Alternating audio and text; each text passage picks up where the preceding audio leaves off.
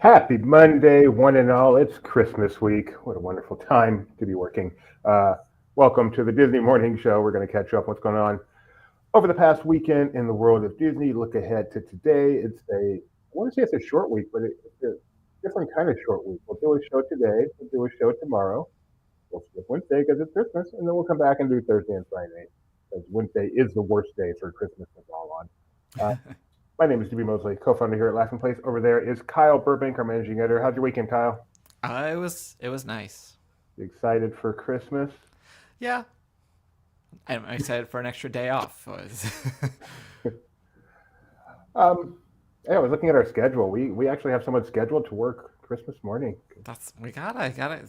There's the Disney, as we'll discuss. There's the Christmas Day parade. I don't know if we'll actually discuss that, but it'll come up eventually. I'm We'll sure. discuss it tomorrow, I'm sure. Yeah, Okay, yeah. but for Disney, now, Christmas is actually a busy day for Disney fans, so we got to have people working. All right, let's get going. Start the show the way we do every day. A look at the Disney stock price, which was at 112 on Friday. Let's see how it did over the weekend. We are now at 110, so it is going in the wrong direction. Imagine people are selling off so they can afford Christmas I like that theory. presents. Nothing to worry about. Let's say some hellos out there. Hope your Christmases are merry. Thank you very much. Same to you. Hello, Freddie Ramirez, and hello to our biggest fan.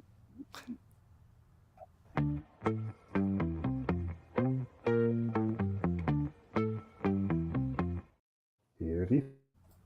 Good morning and welcome to another LP Disney weather report. These are your good years. Don't take my advice. You never wanted the nice boys anyway, and I'm of good cheer, cause I've been checking my list. The gifts you're receiving from me will be 1 awkward silence, and 2 hopes you cry yourself to sleep, staying up, waiting by the phone. Don't come home for Christmas. You're the last thing I want to see underneath the tree. Merry Christmas, I could care less.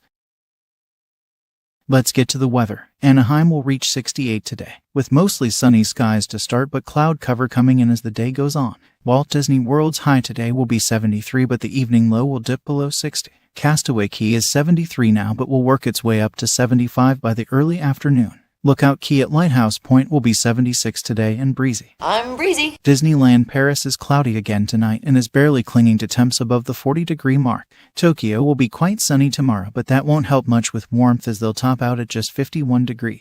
It's a similar story in Shanghai where they'll also make it to 51 tomorrow. Lastly, Hong Kong will warm to 64 tomorrow and hold on to that high until just before midnight. And that will do it for another Disney weather update. Have a great day and I'll see you soon. Bye for now.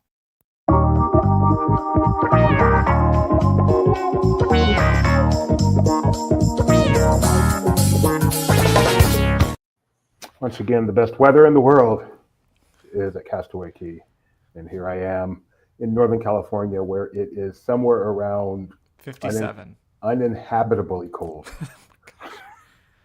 All right, let's get going with Mufasa. Mufasa had its big opening weekend.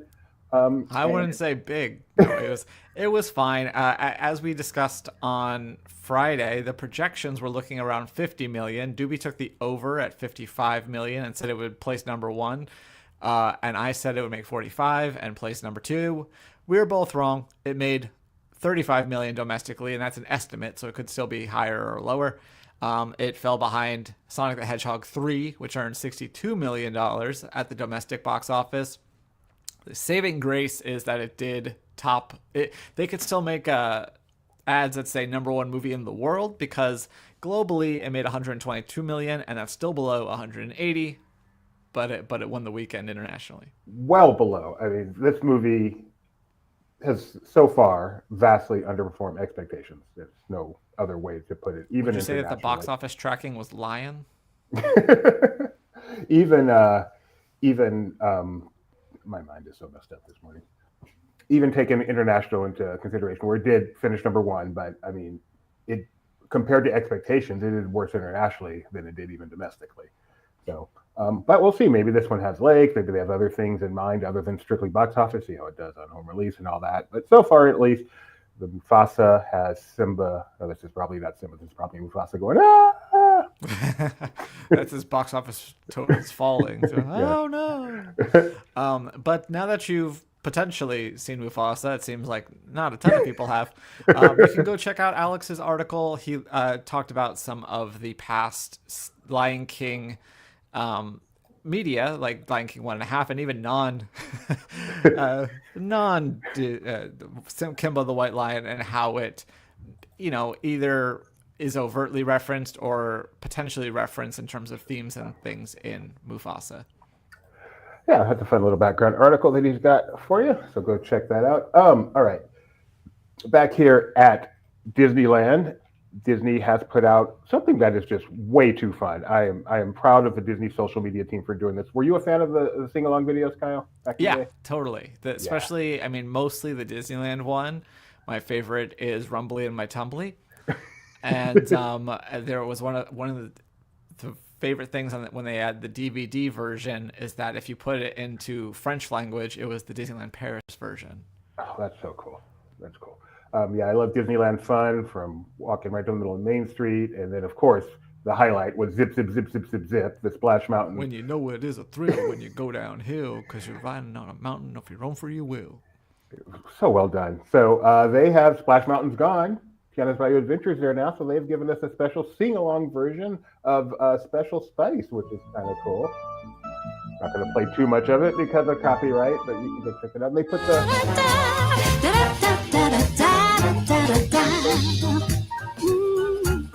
Come on in. I'm glad you made it. So I can't mute it, or I would play much more. But and it has that same feel. You saw the opening there, just like the sing along, and then later on in this, they show like just like the close up of the kids' faces writing it and stuff. It's very much the same feel as the sing along. Go check it out. Encourage them with the stuff we like, despite the fact let's get that seagull. This recreation missed the point. There's no bad Tiana rap. Can you imagine if they had done that? How fun that would have been.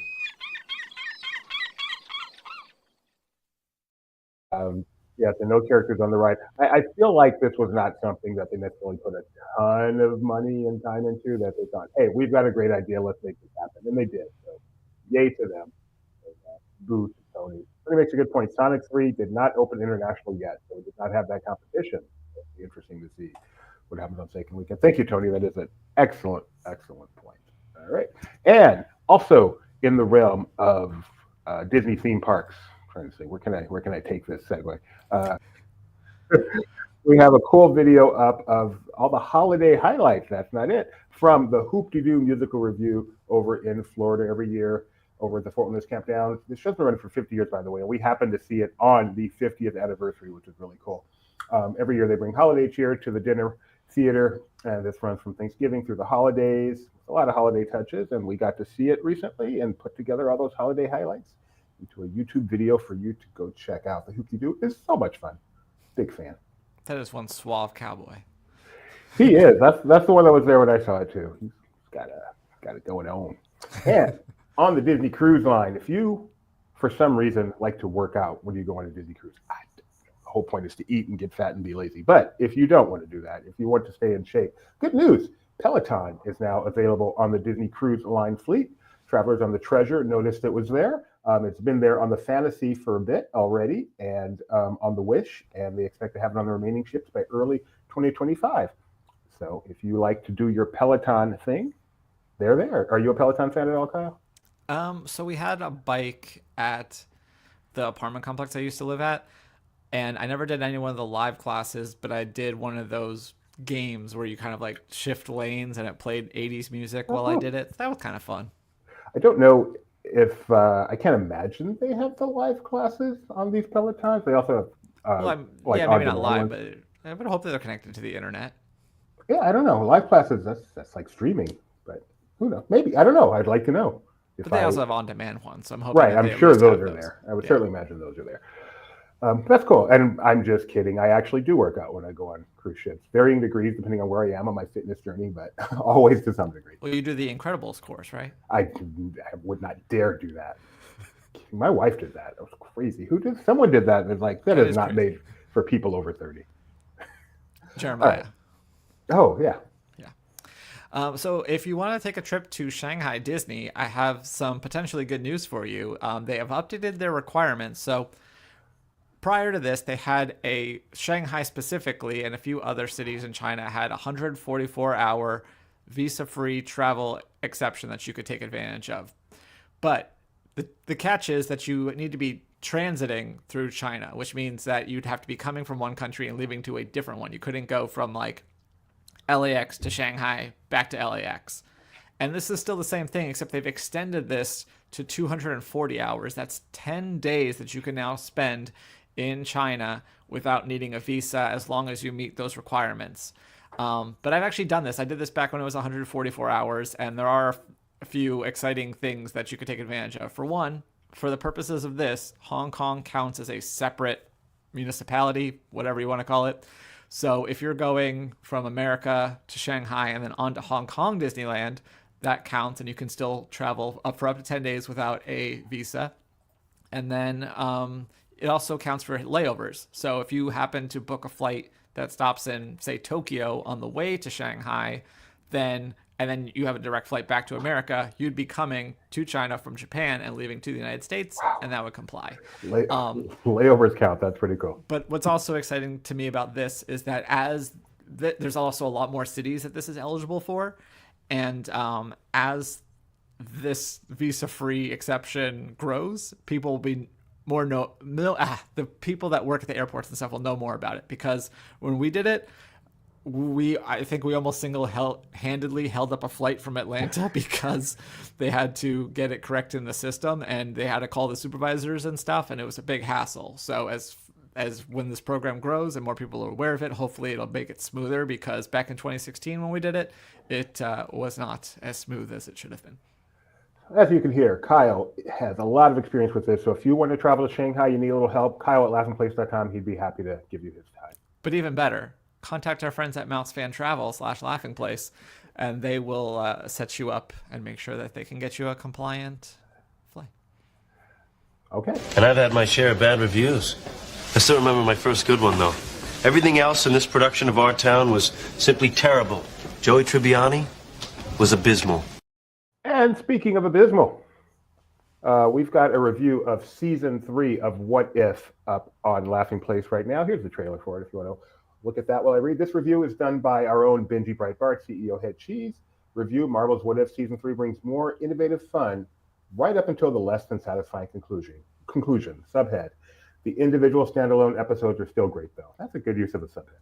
Marvel Studios' What If returns for its third and final season, delivering innovative standalone episodes that explore diverse themes and feature unexpected characters. The season's visual diversity is notable, with settings ranging from a mech-infused Earth to the golden age of Hollywood and 1872. The voice cast continues to impress, extending quality performances beyond the main characters. However, the season's conclusion feels somewhat rehashed, lacking a sense of completeness or anticipation for future projects. Overall, the season showcases the infinite storytelling possibilities of the Marvel Universe, encouraging viewers to ponder what if. Well done. 7 out of 10, according to our friend Chatty. And I've enjoying What If, but my tip for What If that I've shared on when we did Zacks of Live is this is the only show where I skip the intro because I don't want to know the voice cast until the end, because there's usually surprises of characters, and if I see their name at the beginning, I'm waiting for them to show up. So I advise that this is the one time you go ahead and skip the intro. Fanimator 101 is a fan of What If and also says Sonic 3 is outstanding. So apparently America agrees with you. I don't know. What score did you give it, Benji? I actually did look Charter, but I didn't see you gave it a final score. He gave it a 4 out of 5, and Chatty does say 7 or 8 out of 10. So yeah, that's pretty exactly right. Yeah, way to go, Chatty. So I've added a thing to my prompt to say make sure you don't include anything that's not actually in the review. Wow. Just see, would go without saying, but okay. Chatty's desire to please makes it make up stuff willy-nilly. All right. Our next review is a toy unboxing / review of Hasbro's Mix Mashers, which allows kids to create their own unique Marvel and Star Wars action figures. Subhead: combined parts from Chewbacca, Spider-Man, The Mandalorian, and more. This is by Mike Celestino. You can see his hands right there. You knew that. Hasbro's new Mix Mashers line allows You know those hands. You'd make a great hand model. Hasbro's new Mix Mashers line allows children age 4 and up to disassemble and reassemble action figures from franchises like Marvel and Star Wars. Each figure, such as Chewbacca, Miles Morales, Spider-Man, and the Mandalorian Grogu, features 16 connection points for swapping parts and comes with unique accessories and extra components from other characters, enhancing the mix and match experience. The reviewer, Mike Celestino, appreciates the well-executed design and believes that both children and adults, mostly him, will enjoy creating unique character combinations, noting the variety of figures increases the possibilities for imaginative play. A 9 out of 10. Likely amount, 9 out of 10, yes. There you go. Mike Celestino, playing with toys, getting paid. You thought you had a good job. And the rest. So speaking of what if, we got a fun video. This display of dominoes was created by Lily Hevesh, and it's dominoes falling, but it's very cool and intricate. It shows, I mean, there's not much to say about it. It's just one of those things that's fun to watch. It's also, you got those things where things come crashing down. This could go terribly wrong at any point, and you don't know. Were you a domino builder at all as a kid? A little bit. I had one of those like little truck things that would lay them down for you. Cheating. I grew up on That's Incredible. It's not that cheating. It doesn't work that well. I grew up on That's Incredible, where they'd had these huge things, and I got into it so much. I had pounds and pounds and pounds of dominoes and spent days building these things. And yeah, I definitely had some of those bridges, and I think that one was one where the dominoes were already attached to it. Yeah, I cheated. That's basically what it comes down to. and it's the most frustrating thing. It requires so much patience. It's a good character builder, building dominoes, which apparently I didn't do well. I have no character. Okay, yes, he did. Paul Hogan, I believe is his name. No, it's the crocodile. Wait, the crocodile? Yes, I sent it to you. See, he doesn't pay attention to my DMs, and now we know. Confirmed. The crocodile from Crocodile Dundee died. Didn't Paul Hogan die too? Probably a while ago, but not this that weekend. long ago. Not that long ago. Or maybe he's still alive. Who knows? Are you saying the crocodile from Crocodile Dundee Wait, Paul Hogan is not dead. I'm sorry I just killed you. Yeah. The crocodile. Okay, so we did not outlive him, so never mind. Let's move on. I said to come in to join the show, not to distract me in the chat. So you know he's easily distracted, Ben. You can't do that. Don't do that. Okay, we have next the Mundo Pixar experience is heading to Brussels this spring. What is this experience? Have you seen this, Kyle? I have not. Has Benji seen this? No. Wow, we haven't sent Jeremiah to cover it 3 times. This is weird. Seen this? This is bizarre. I didn't know things existed we haven't seen. All right, this is after attracting hundreds of thousands of visitors throughout the world, the traveling Mundo Pixar experience is headed to Brussels, Belgium this March. It opens on March 12th at Brussels Palace 1 in Brussels Expo. It's been in Brazil and Mexico in Madrid. It's a 3,000 square meter exhibition brought to life by Golden Peak Entertainment in partnership with Proactive Entertainment on Garcia Live, highlighting 22 characters in 12 theme areas. And frankly, it looks like a lot of fun. I like my entertainment to be proactive. I don't like when it's just reactive. We got some news about Percy Jackson and the Olympians Season 2 coming to Disney+. I know a lot of people are big fans of those books, and they've been waiting to see certain characters pop up, so we got some casting news on that front. First, we have Rosemarie DeWitt. She will be guest starring as Cece on the show. I'm going to totally butcher this, but we got Alex Panovic as the ancient Cyclops Polyphemus. Perhaps the most interesting one, Beatrix Kitsos will play Allison Sims, which is a character that is not in the book. So even if you've read all the books, you might not know what she's about. And then Kevin Chacon will play Chris Rodriguez. The season 2 is targeting 2025 release date. We don't know exactly when yet, but yeah, a lot of anticipation for that one. And speaking of casting news, Rose Ailing Ellis, if you know I'm pronouncing that wrong, please tell me. But Rose Ailing Ellis, MBE, which is a title I had to look up, but it's like a big deal in the UK. So every single headline includes the MBE. It's like it's not legal to exclude it. To guest star in season 2 of Doctor Who, Rose Ailing Ellis, MBE, has joined the cast for the second season. She happens to be deaf, and she was the first deaf presenter of live sports at the Paralympic Games and won the UK version of Dancing with the Stars, which is called Strictly Come Dancing in 2021.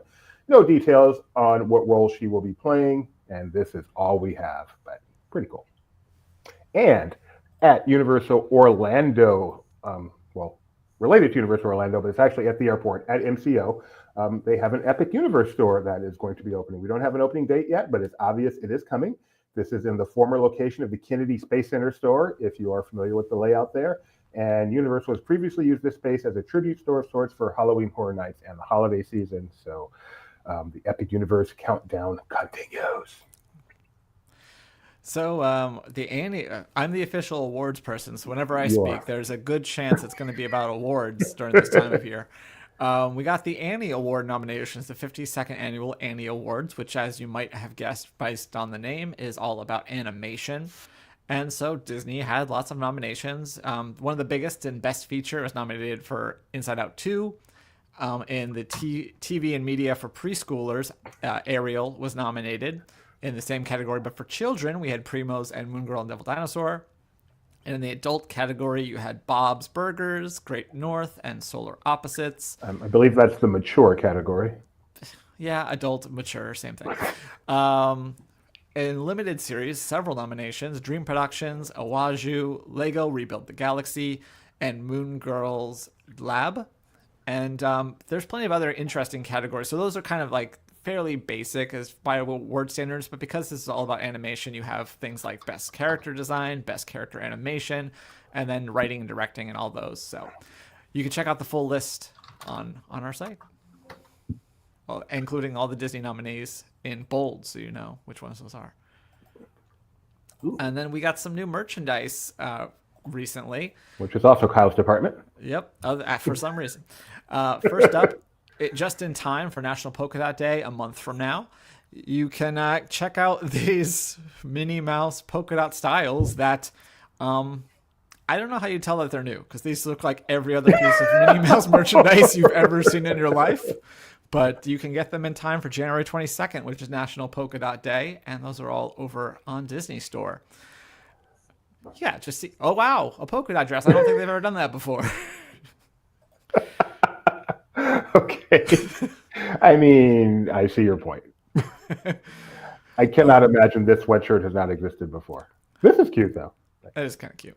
All right, continue. But yeah, if you want to look further into the future and get ready for that, we also have merchandise for Valentine's Day, specifically some plushes. So we have two different Mickey and Minnie sets. One of them is a dapper Minnie and Mickey, with Minnie kind of looking a little bit like Carmen Sandiego with that red hat. And then there's another one that's a little bit more Valentine's themed. Lots of chocolate strawberries influence, as you'll see. We also have this set of Jack and Sally that almost looks like New Emos, but not quite. And those are come as a set. And then you have Chocolate Strawberry Stitch. Who's his partner? Angel, I guess, but Angel is not. It's just Chocolate Strawberry Stitch this time. If you're celebrating Valentine's Day alone this year, we got something for you. Yep, so that was all that merch, and now let's go.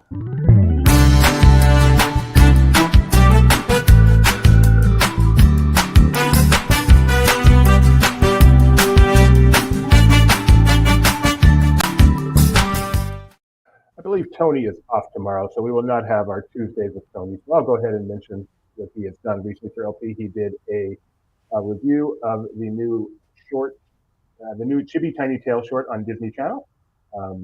Titled "If and Barry Make Friends Worth Melting For," a new Chibi Tiny Tail short on Disney Channel. And it's a seasonal one. So you can check that out.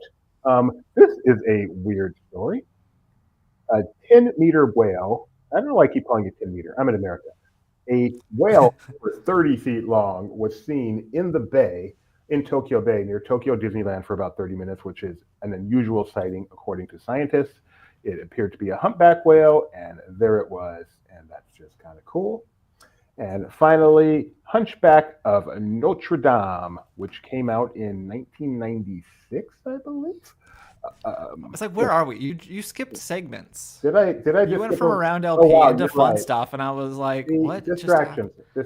All right, let's see. How are we going to handle this? We're going to... Go for it.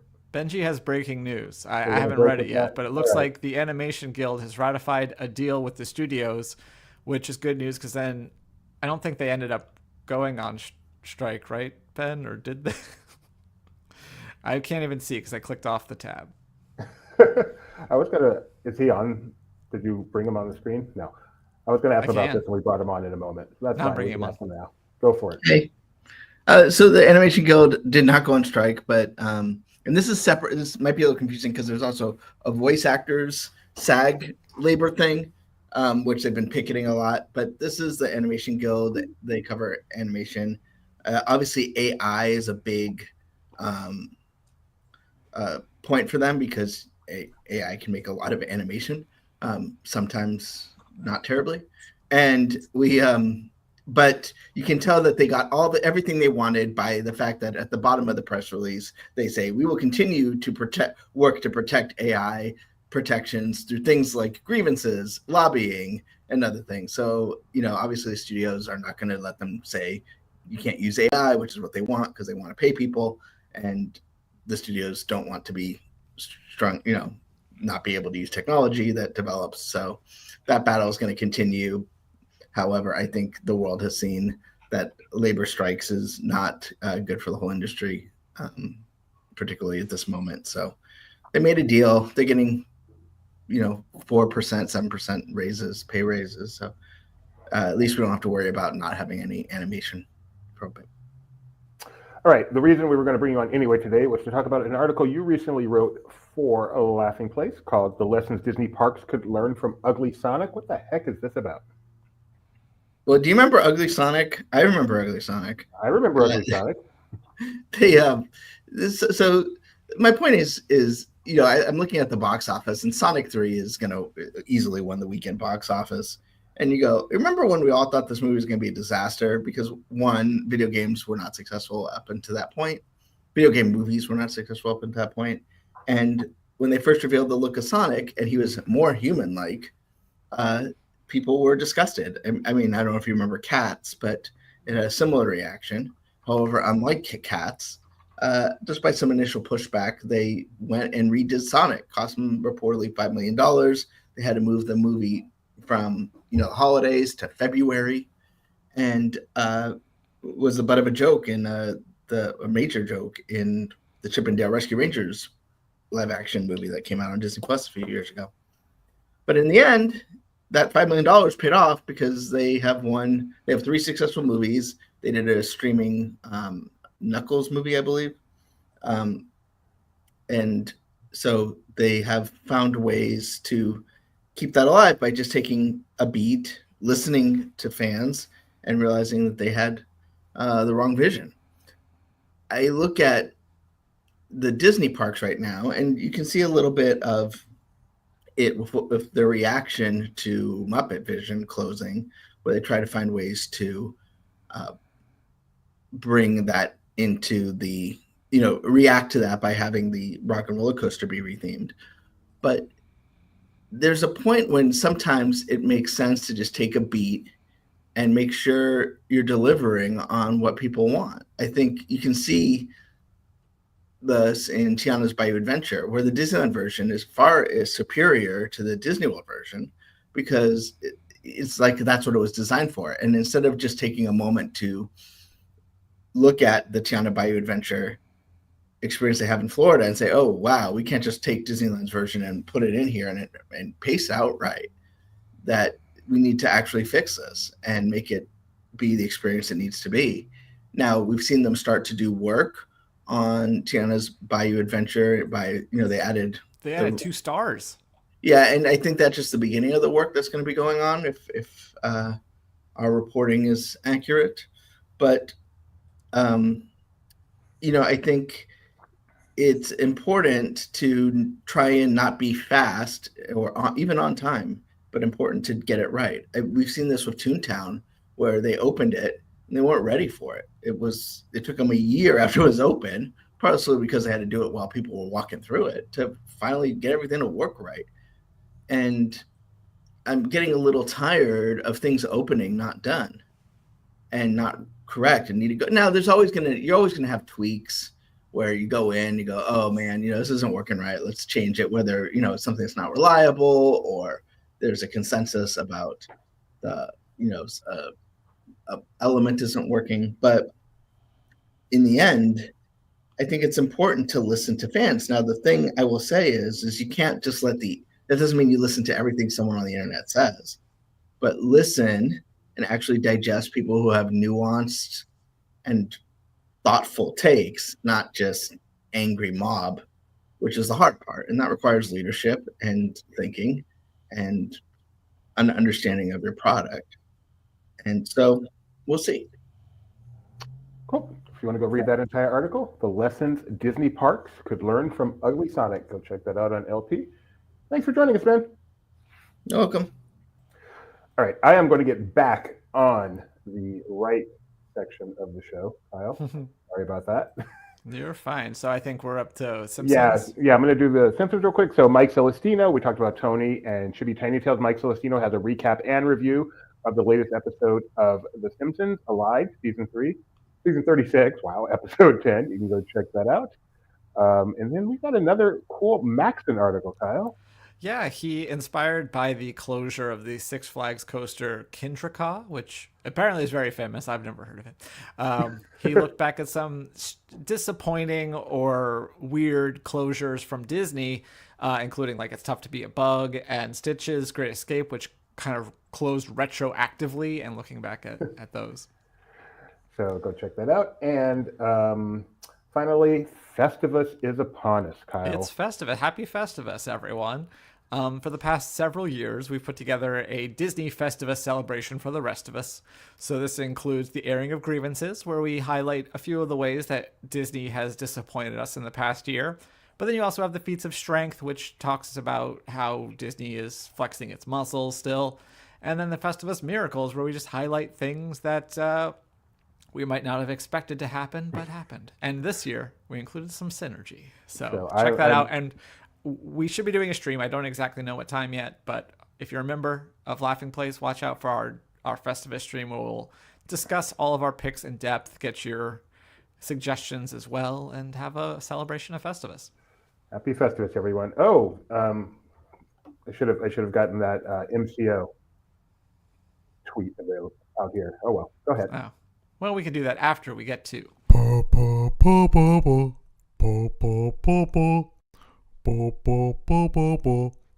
fun stuff.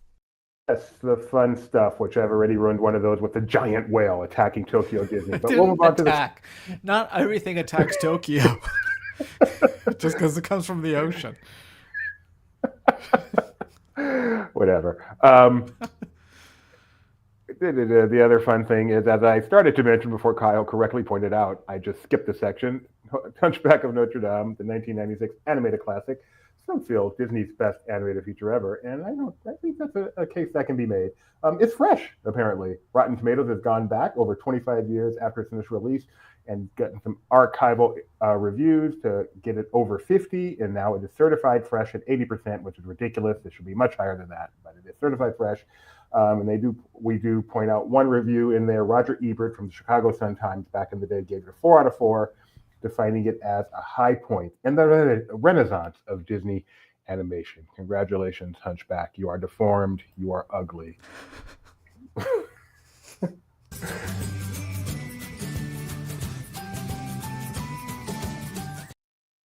Our first pocket pick coming from MCO, where they are celebrating Festivus. They have the Festivus poll out there. And they say pole aluminum, strength to weight ratio high, meatloaf in the oven, pencil distracting, piece of strength. Please no, not again. It's a Festivus for the rest of us. Air your grievances and celebrate the day in style at our Festivus pole. This is at Terminal AB Atrium. That's the main one when you walk in there until 1:30 p.m. today. So you got 25 more minutes. But that's just really fun. I love that. MCO social is the key. So therefore, I've got more. Note that the complaint box is before TSA. Good point. Carry on. What a great movie. All right. Next, the Vikings have struck again. They have. And Theo Jackson with his first interception of the season. Seals win number 5. So This is the defense this time. they have been, the defense. They have been known for doing some really fun end zone celebrations, including the Parent Trap. Not all of them Disney, but this one goes back to Camp Rock and doing the Camp Rock dance. And I did run across this as well, which I thought was pretty fun. Did you see Them that? rehearsing it in the hotel. This is where they're figuring it out. I would like to point out that while the NFL official X account got it correct, the Fox NFL Sports originally called it the Remember the Titans celebration, and they had to edit their tweet. And they couldn't figure out that it was Camp Rock. They just said a dance after they said it wasn't the Remember the Titans, which we remember seeing D-Hop actually do the Remember the Titans when he scored his first touchdown with the Chiefs. I've got one more for you, and I am going to preface this one by saying this is all in fun. We are all these people. No insult intended. But I thought this was pretty clever. And all the comments are people are like, yep, this is me. So as we know, Disneyland right now has no annual pass holders, no Magic Key holders can go to Disneyland. They do not have a level that allows you to go to Disneyland right now. So even if you pay all the money in the world, other than buying day tickets, which pass holders just can't do that, you cannot go to Disneyland if you're a Magic Key holder. So breaking news. In Anaheim, where thousands of emotionally stunted annual pass holders have been locked out of the park for a full 2 weeks. For more on this, we turn to our field reporter, Jim Mills. Jim?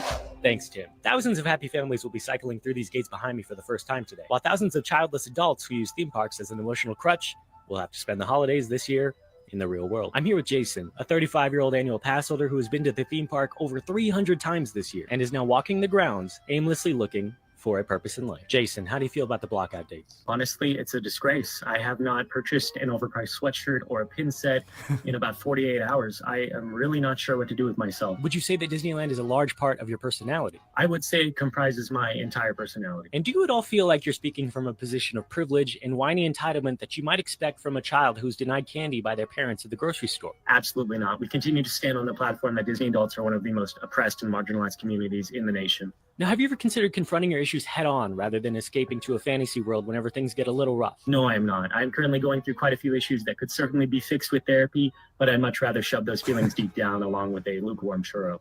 Fascinating. And out of curiosity, what do you do for work? I do not. Well, there you have it. Jim Mills reporting here from Disneyland in Anaheim. Well, it's official. I was laughing out loud this morning. Again. All in fun and love because we are those people. Okay. I already hit it. I know. Go ahead. Aren't you? Didn't I prep the show? Oh, I prepped the show today. Man, I'm all waiting for you to do it. No, I prepped the show today. This is the part of the show where I see how well Kyle knows his Disney history. I did. So December 23rd is today. We're going to go back in Disney history. We've got two today. Our first comes from 1954. It's a movie. A crew met as submarine guys with the captain whose goals were unwise. Through the depths they did roam in a ship far from home, finding wonders in squid of great size. Is it 20,000 Leagues Under the Sea? It is 20,000 Leagues Under the Sea. Is that a ship or is that a submarine? Did I say a ship? Oh, a crew Chatty said a ship. A crew met a submarine guys with the captain whose goals were unwise. Through the depths they did roam in a ship far from home. Okay. And on this day in 1998, something opened.